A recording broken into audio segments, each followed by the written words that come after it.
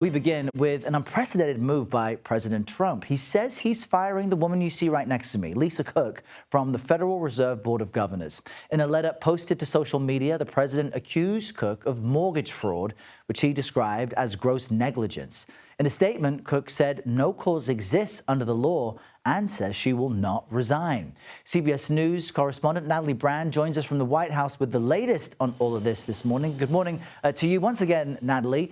Help our viewers understand the specific allegation from the president and his legal authority to fire her, because that's under question today.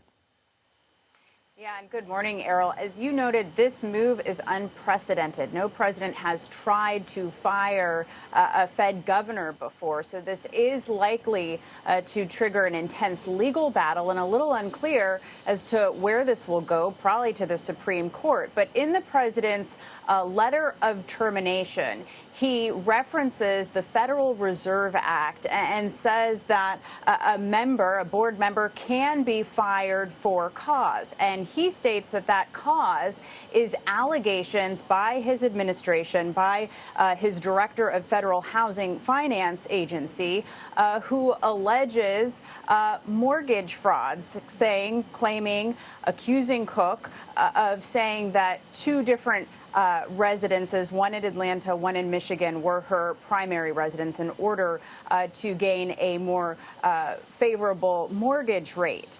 But there have been, Errol, no legal proceedings, no formal charges at this point, no conviction, no ability for Cook to fight these allegations. And that's where legal analysts say, because there's been no due process, on top of that, the law around cause is a bit murky and unclear, since this is uncharted territory. This is, again, likely to be fought in court, which is what Cook's attorney is promising to do.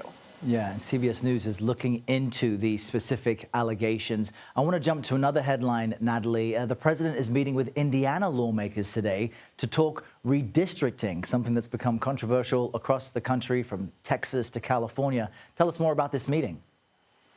Yeah, CBS News has learned that several state lawmakers, including leaders of the state house there, will be coming here to the White House to meet with the president and some top administration officials in this effort to look at Republican-led states and try to get state legislatures to redraw congressional maps mid-decade, ahead of the next round of midterms. This is, as we've been reporting, becoming a nationwide battle as the president first pushed Texas to do so, and now Democratic states are responding. But what's at stake in Indiana is Republicans currently control 7 of the 9 seats over in the U.S. House. And so there's an attempt to try to redraw the lines, to try to make conditions more favorable, pick up more seats there. And even though Indiana federal Republicans on the congressional delegation